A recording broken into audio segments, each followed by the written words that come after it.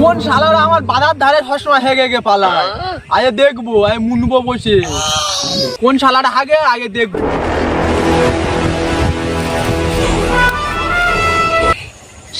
শালা আবু সালেম সবসময় ধরে ধরে মারে, ওর কি করা যায় বলবেন?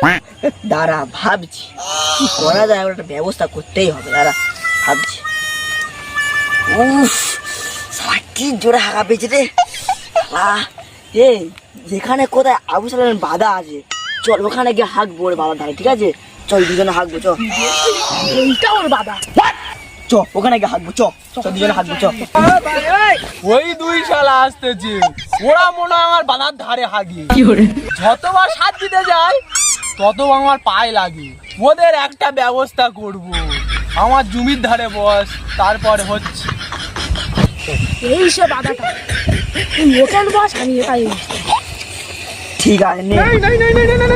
এই দেখ শালা এমন করে হেগে গুয়ে চাপাতে যাবো, শালা শালা যখন সাথ দিতে আসবে তার পায়ে লাগবে।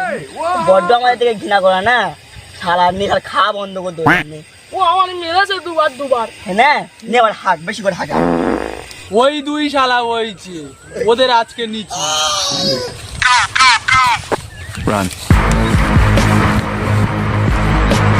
ওই আবু সালেম আসতে, পালা রে পালা। কই কই কই কই কই শালারা